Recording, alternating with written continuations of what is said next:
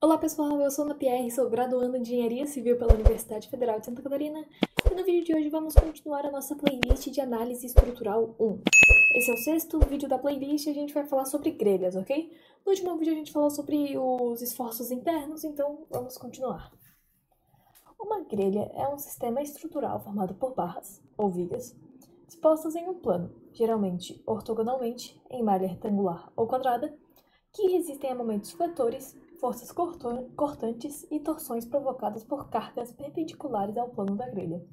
Aqui a gente tem dois exemplos de grelhas. Agora, quais são as características principais das grelhas, ok? As barras estão em um mesmo plano, XY, por exemplo, porém as cargas atuam fora desse plano, na direção Z, como peso próprio ou cargas acidentais, como vento ou neve. Cada barra pode resistir a momento fletor, força cortante vertical e torção. Aplicações comuns que a gente pode ter para as grelhas: lajes de concreto, como grelhas de vigotas, estruturas metálicas de cobertura, pavimentos de edifícios e plataformas industriais. Então, o primeiro tipo de grelha que a gente vai falar é a grelha engastada em livre. Para a resolução, não há necessidade de calcular as reações externas inicialmente, pois todas as cargas serão absorvidas no ponto A, e ao final do cálculo da grelha serão obtidos os valores das reações externas. Aqui a gente tem um exemplo de uma grelha engastada em livre. E outro tipo de grelha que a gente tem é a grelha triapoiada, que para resolução há necessidade de calcular as reações externas inicialmente, pois as cargas irão ser absorvidas pelos três apoios que não devem estar alinhados, mas formando um plano, ok? Então, pessoal, vamos fazer aqui o nosso exemplo 1, que a gente tem uma grelha que ela é engastada e livre, ok? Beleza? Ok, então vamos começar. O que a gente tem aqui? A gente tem o nosso ponto A, que é o nosso ponto engastado, a gente tem uma barra de 4 metros, daí a gente tem o nosso ponto B e temos o nosso ponto C. No meio de B e C, a gente vai ter uma força distribuída sendo aplicada, uma força distribuída de 5 kNm. No caso, ela começa em C e termina no meio entre a barra BC, ok? Então, a primeira coisa que a gente vai fazer vai ser o seguinte: a gente vai considerar como se o ponto B estivesse engastado, ok? E vai ser, no caso, isso daqui. Bem, como a força distribuída ela está aplicada em um espaço de 1 metro, e é 5 kN por metro, vai ter apenas uma força pontual, né? A gente vai enxergar como se fosse uma força pontual de 5 kN aplicada no meio da nossa força distribuída. Então, ela vai estar aqui a 0,5 metros de C e a 1,5 metros de B, beleza? Então tá, vamos continuar aqui. A gente vai ter que achar a nossa reação em B e o momento em B. Para a gente achar a reação em B, é fácil. É só a gente fazer o somatório das forças em Y. A gente vai ter o RB positivo, menos 5. O 5 está negativo porque essa força está para baixo. A gente vai ter que o RB vai ter que ser igual a 5 kN, ok? E a gente tem o somatório dos momentos em B. Bem, a gente tem o momento em B e a gente vai ter menos 5 vezes 1,5 igual a 0. Tá, por que está negativo? Porque aqui a gente tem o momento em B e aqui a gente tem a força de 5 kN. Se a gente fizer assim com a regra da mão direita, a gente vai perceber que é o momento horário. Como ele é horário,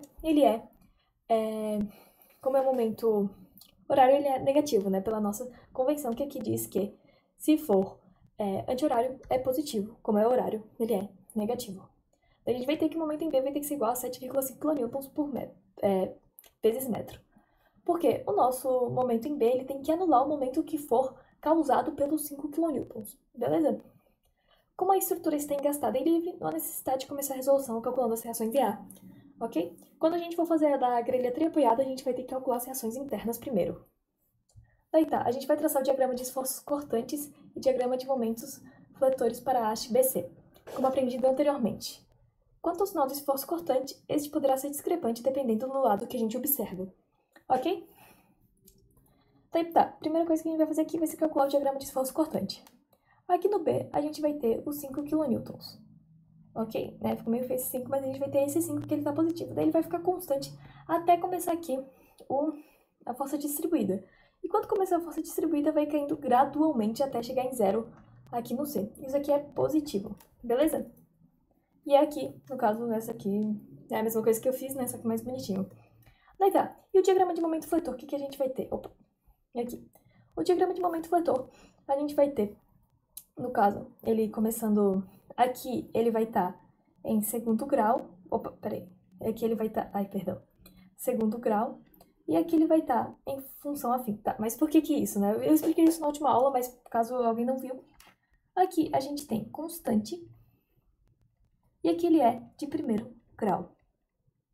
Então, quando a gente for passar para o diagrama de momento fletor, esse daqui vai virar de segundo grau, e o constante vai virar uma função de primeiro grau. No caso, o cortante... Opa! Ah, tá. Aqui, é constante. Daí, quando a gente for passar a constante para o diagrama de momento fletor, a gente vai ter que ele vai virar uma função de primeiro grau. Beleza? No caso, a parte, o momento que ele causa. Daí aqui, segundo grau, e aqui, o diagrama de primeiro grau. E no caso desse 2,5, né, vai ser o momento realizado em D, porque se a gente pegar e fizer 5 vezes meio, que é a distância da força até, no caso daqui do começo da força, até o D de 0,5, a gente vai obter 2,5 kN por metro, ok? E daí ele é negativo porque ele vai ser negativo até chegar em P, e em P a gente vai ter um momento positivo, que é anti-horário. E daí o momento torsor será zero em toda a haste, porque a gente não tem nenhum momento torção ainda agindo. A gente vai ter na próxima barra que a gente vai analisar, que no caso essa, a gente vai ter daí finalmente um momento torsor. Então, galera, continuando, eu vou ler esse texto porque ele é importante para a gente conseguir resolver a nossa próxima barra, ok? Então vamos começar. Depois, a gente vai transferir as reações encontradas para o mesmo ponto B da haste AB. Para transferir as reações, a força RB, que é a força de reação em B, será transferida com a mesma intensidade e sinal inverso para a haste AB. Quanto ao momento fletor, será transformado totalmente em momento torsor, e será utilizada a regra da mão direita para identificar o sentido e sinal do momento torsor. O polegar deverá ficar na mesma direção da barra B, e quanto ao sentido, entrando ou saindo, será verificado ao fechar os dedos, que deverão girar no mesmo sentido do momento resultante da barra BC. Após isso, calculemos as reações em A. Daqui a gente tem a nossa barra que a gente quer calcular agora. Então a gente vai pegar a nossa reação em B. Antes, na outra barra, ela era positiva. Então aqui ela vai ser negativa, ok?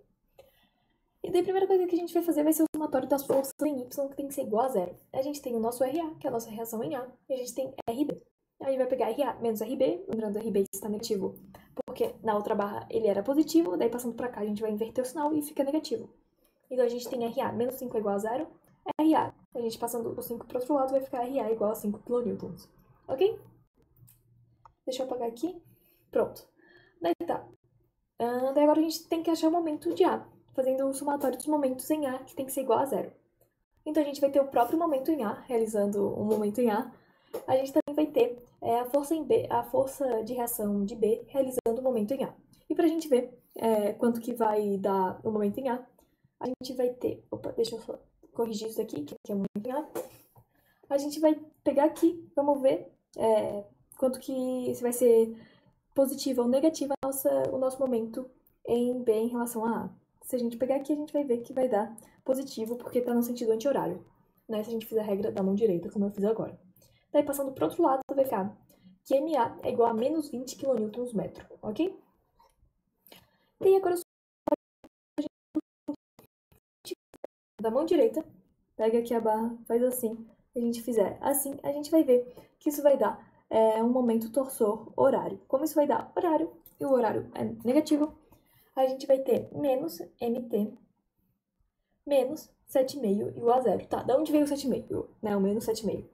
O menos 7,5 veio aqui do momento fletor. Lembra que o momento fletor, a gente vai colocar ele na nossa equação do momento torsor? Então a gente vai botar menos, porque ele está com sentido negativo aqui no momento fletor.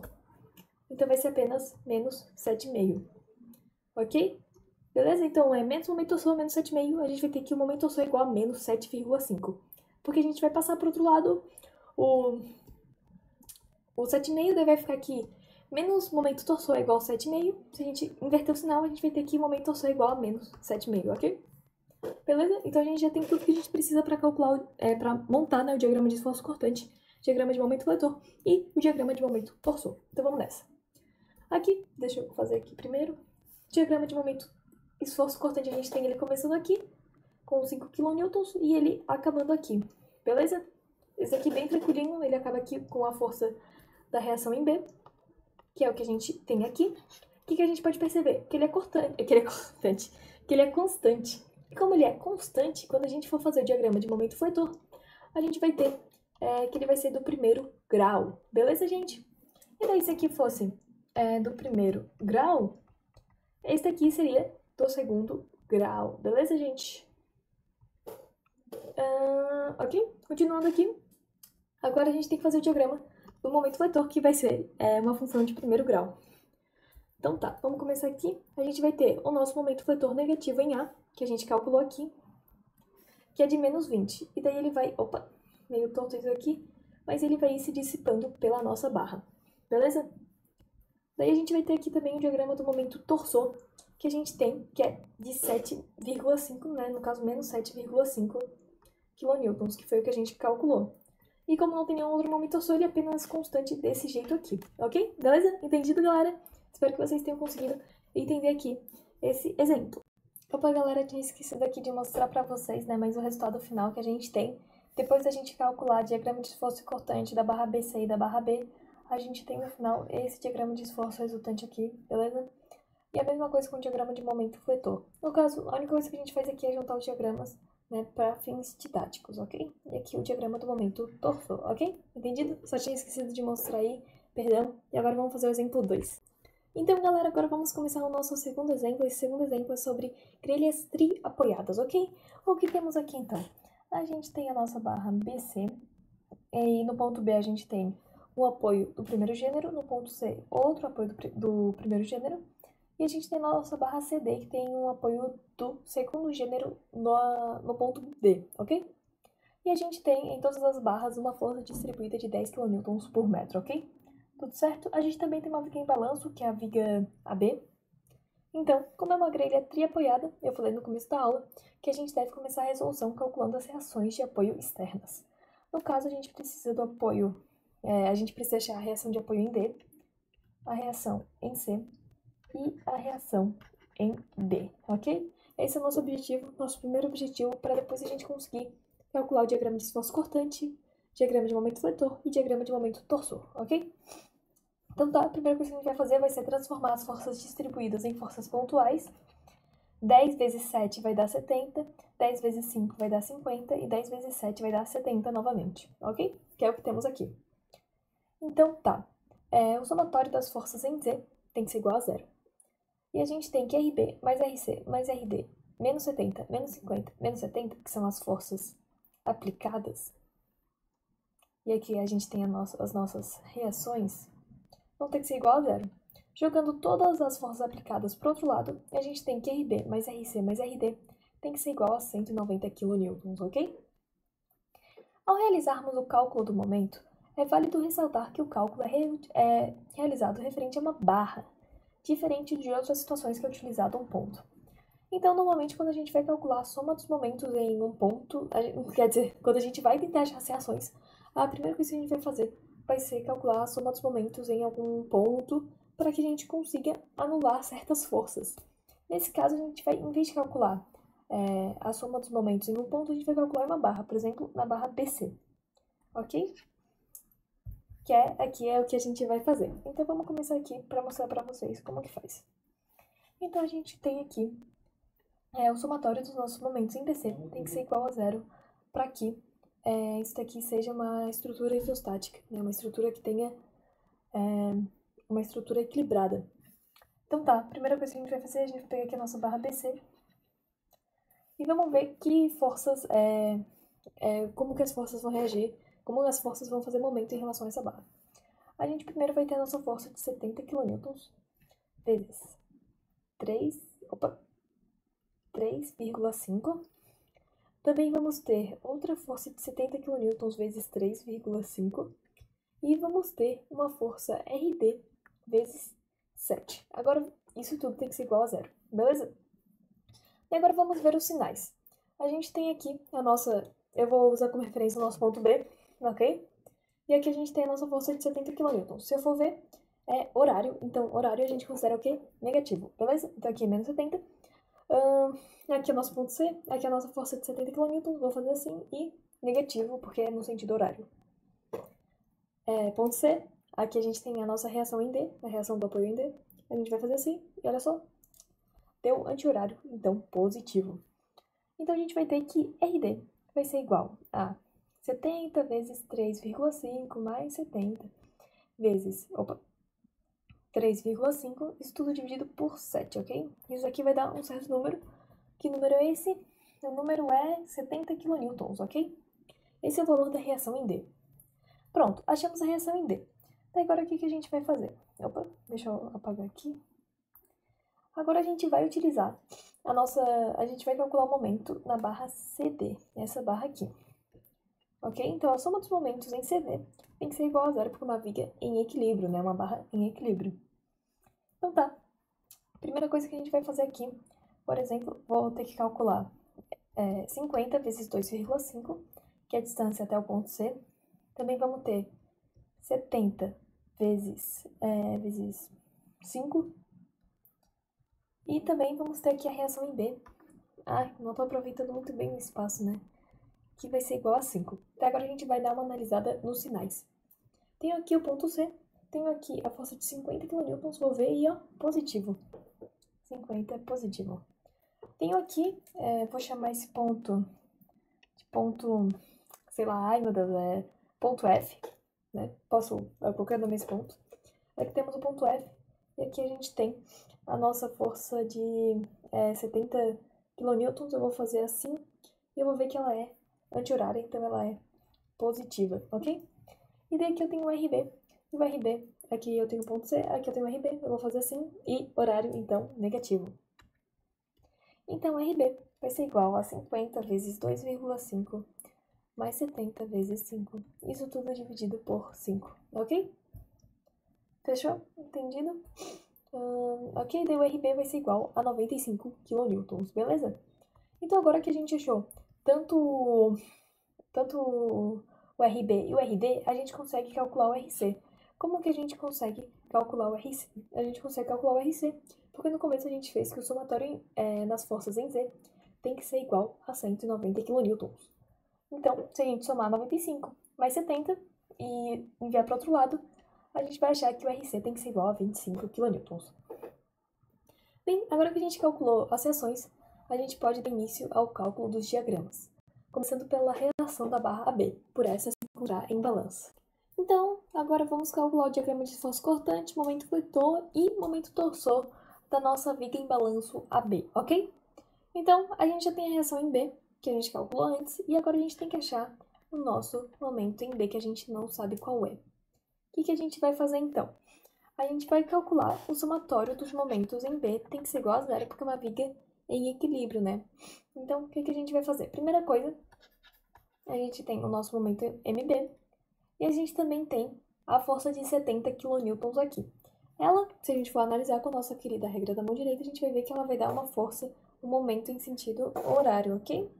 Como dá um momento em sentido horário, a gente tem que é negativo, então vai ser menos 70 vezes 3,5, isso é igual a zero. Então a gente vai ter que MB vai ser igual a 245 kN/metro, ok? Entendido? Então a gente vai ter o quê? O nosso diagrama de esforço cortante, ele é o seguinte, a gente tem a nossa força de reação de 70 kN aqui, nosso RB, que ele vai ir caindo até chegar em A. Ele vai caindo até chegar em A porque a gente também tem uma força distribuída de 70 kN, por isso que vai caindo até zero quando chega em A. Ok? Nosso diagrama de momento fletor, aqui é uma função de primeiro grau, né? Primeiro grau. O nosso diagrama de momento fletor, ele vai caindo também até chegar em A. E aqui é um diagrama de segundo grau, né? Uma função de segundo grau essa. Aqui, positivo, beleza? Já o nosso diagrama de momento tensor não, né? O nosso diagrama de momento torsor é zero, porque ainda não tem nenhum momento torsor sendo aplicado nessa viga. Porém, nas próximas vigas, a gente vai ter um diagrama de momento torsor, né? Que o valor seja diferente de zero, ok? Então tá, gente, agora a gente vai para a próxima viga, lembrando que o momento fletor que a gente calculou na viga B vai se transformar em um momento torsor para a viga BC. E no ponto B a gente possuía uma reação em B, que era essa reação aqui de 70 kN, que possuía um sentido positivo. Porém, quando ela for passada para a viga BC, ela vai se tornar uma força desse sentido, com sentido negativo, ok? Então tá. O que a gente tem? A gente tem, primeira coisa que eu vou fazer aqui, 95 menos 70 vai dar 25 kN, que vai ser a força que a gente vai enxergar aqui no ponto B. 25 kN positivo, beleza?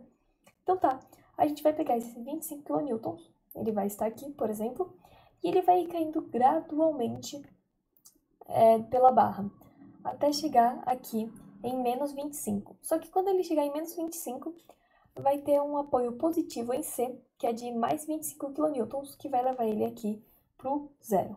E vai fechar direitinho. Aqui essa parte é positiva, essa parte aqui negativa, beleza?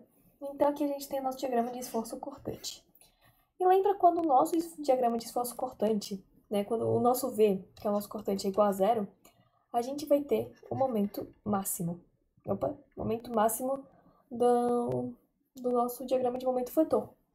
Então, para isso é muito importante que a gente saiba meio que a localização, onde está o nosso E. E para a gente calcular isso, a gente vai pegar, para a gente achar nosso E, a gente vai pegar a força cortante e dividir pela carga distribuída. Então, é 25 dividido por 10, a gente vai ter que o E está exatamente no meio da nossa barra, 2,5 metros de distância até o B e 2,5 metros de distância até o C, ok? Ah tá, aqui eu esqueci de calcular o momento em C, né? Pulei etapas, né?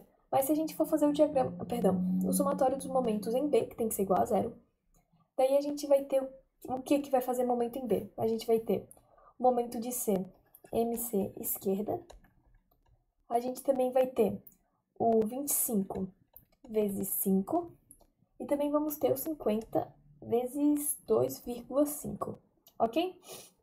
Então tá, agora a gente tem que analisar os sinais. Lembrando que a gente está calculando em relação a B, ok? Então a gente vai pegar aqui, a gente vai pegar aqui o 25, né? Aqui a gente tem o B, aqui a gente tem o 25. Vamos fazer assim e vai dar o quê? Vai dar positivo, ok? Daí a gente tem o 50 vezes 2,5. Aqui a gente tem o momento em B, aqui a gente tem o 50 vezes 2,5, a gente vai fazer assim. E a gente vai ver que ele é negativo, ok? E daí falta a gente ver o momento de C à esquerda. No momento de C à esquerda, a gente convencionou ele aqui como sendo negativo. Então, se a gente for passar as coisas para o outro lado, a gente vai ter que o momento de C à esquerda vai ser igual... é só trocar as coisas de sinal, mas no final vai voltar tudo ser o mesmo sinal, porque o momento em C está negativo, né? Então, 25 vezes 5 menos 50 vezes 2,5, ok? E no final, o momento C esquerda vai ser igual a zero. Beleza? Tudo certo? Então vamos continuar aqui. E agora a gente tem o nosso diagrama de momento fletor, que a gente tem o nosso ponto E, que é o nosso ponto de momento máximo, e a gente tem que achar, no caso, qual o nosso momento máximo. Para a gente fazer isso, a gente vai pegar o 25 vezes 2,5, que para quem não lembra o que é, no caso seria, a gente está pegando aqui o ponto E e a gente está analisando ele da esquerda, ok? Então a gente tem o 25, que é a nossa força aqui, o nosso RB. O nosso RB, né? No caso, que é o 95 menos o 70. E a gente também tem aquela nossa força. Acho que eu vou até pegar outra cor, acho que é melhor. A gente também tem. Pô, o amarelo não foi uma boa escolha. A gente também tem a nossa força distribuída aqui de 10 kN por metro, ok? Tá, daí o que tá acontecendo, né? Por que tá essa expressão gigante? Vamos ver. Bem, o 10 kN por metro está sendo aplicado aqui numa distância de 2,5. Então, a gente vai pegar o 10 kN e vamos multiplicar por 2,5, ok? E daí a gente vai obter aqui, deixa eu trocar de cor, a gente vai obter aqui um 25, que ele vai estar aplicado no meio da nossa força distribuída, né? Isso a gente faz normalmente, né? Isso vocês já estão acostumados, porque a gente sempre faz isso quando a gente vê uma força distribuída. A gente vai, pega a força distribuída de, sei lá, 5 kN por metro, multiplica pela distância, por exemplo, de 5 metros. Daí, os 5 kN vezes os 5 vai dar uma força de 25 kN. E a gente bota no meio da nossa força distribuída, que é o que a gente fez aqui agora, praticamente. Né? Daí tá, a gente tem aqui o nosso 25. E ele está a uma distância de... Deixa eu dar uma olhadinha aqui. 2,5 dividido por 2, ok? E daí tá, a gente vai pegar o 25 e vai multiplicar por 2,5 dividido por 2. Por que a gente está fazendo isso? Porque o 25 é o nosso F e o 2,5 dividido por 2 é o nosso D. E para quem não lembra, né, às vezes a gente pode acabar esquecendo, mas o momento é igual F vezes D. Força vezes distância. Isso que é um momento. Então, por isso que a gente tem isso daqui, ok? Daí tá, qual a razão dos sinais, né? Bem, o sinal desse daqui é porque tem uma regrinha que diz que quando a gente está fazendo uma análise pela esquerda, que é o que a gente está fazendo, a gente está analisando o momento E pela esquerda, a gente tem o seguinte, que quando o V é positivo, o momento é positivo. E quando a gente faz uma análise pela direita, aí os sinais são o inverso, né? Por exemplo, se eu tiver um V positivo, o meu momento vai ser negativo, ok? Entendido, galera? Beleza? Daí... Peraí, vamos então continuar aqui. Acho que ficou tudo certinho, né? Tudo explicado. Espero que eu não tenha esquecido nada. O momento fletor da haste BC será transferido como um momento torsor para a haste AB com a mesma intensidade, pois o ângulo entre as barras é de 90 graus e o sinal é dado pela regra da mão direita. Neste caso, será positivo. É aquilo que eu tinha comentado aqui, né? Que o momento fletor da nossa barra AB vai se transformar em um momento torsor da barra BC. Tá, e como é que eu vou saber o sinal, né? Bem, a gente vai realizar a regra da mão direita. Ai, que tá muito bagunçado. Pronto, apaguei, né? Melhor apagar. A gente vai realizar a regra da mão direita e a gente vai conseguir daí achar o nosso sinal. Aqui, ó. Dá de ver essas duas setinhas aqui, né? Representam o momento torsor. Se a gente ver o que significa que tá saindo. E como tá saindo, significa que é positivo. Por isso que o nosso momento torsor, ele é positivo, ok? Bem, depois a gente vai transferir as reações encontradas para o mesmo ponto C da haste BC, inclusive o momento torsor, que se tornará momento fletor. E calculemos o momento fletor em D. Observação. No ponto C, possuímos a reação da haste anterior, e o RYC, resultando em uma força nula, que é, no caso, que a gente vai ver agora é a barra CD, ok? Bem, galera, vamos continuar aqui resolvendo agora a nossa viga CD. A gente tem o seguinte, né? A gente tem a força que mudou de sentido, no caso 25 kN, e ele vai acabar se anulando com a reação de 25 kN, que é como se o C simplesmente não estivesse nenhuma força reagindo a ele, né? As forças se anularam, ok? A gente também tem a nossa força distribuída de 10 kN por metro, que a gente simplificou para uma força de 70 kN aplicada no meio da nossa viga, ok? Aí, beleza. O que a gente tem mais também? A gente também tem uma reação de 70 kN aplicada em D. Daí agora a gente quer achar aqui a somatória dos nossos momentos em D, que tem que ser igual a zero. A gente tem o menos 245, que é o quê? Que é o nosso momento torsor aqui, que ele acaba virando aqui um momento fletor. Menos 245 mais 70 vezes 3,5, que no caso é essa força aqui, que ela acaba fazendo um momento em D. E por isso que ela entra aqui no somatório dos momentos em D, que tem que ser igual a zero. E se a gente fizer o cálculo, realmente vai dar igual a zero. Então, o momento em D realmente é igual a zero. Ok? Certinho? Então, agora a gente vai traçar os nossos diagramas, o diagrama de esforço cortante, o diagrama de momento fletor e o diagrama de momento torsor. Lembrando aqui, né, frisar que não existe momento torsor nesta haste por conta da ausência de momento no ponto C da haste BC, ok? Por isso que não tem nenhum diagrama de momento torsor, né? Por isso que ele é zero, beleza? E agora vamos fazer aqui o nosso diagrama de esforço cortante. Deixa eu limpar aqui, peraí. Pronto. A gente tem aqui a nossa reação em D, 70 kN, que ela vai caindo gradualmente por causa da nossa força distribuída, ok? Isso aqui, primeiro grau, ok? Daí tá, aqui no nosso diagrama de momento fletor a gente tem o seguinte, lembra que o nosso momento torsor da última barra, ela virou um momento fletor? Então, ela está aqui presente, né? Ela está aqui presente como 245 kN. Opa, deixa eu apagar aqui. E aqui 245 kN. Daí ela vai, no caso, ela vai se zerando até chegar em D, que vai se zerar completamente, beleza? Certinho aí, galera? E aqui a gente tem aqui os diagramas juntados da barra B, da barra BC e da barra CA.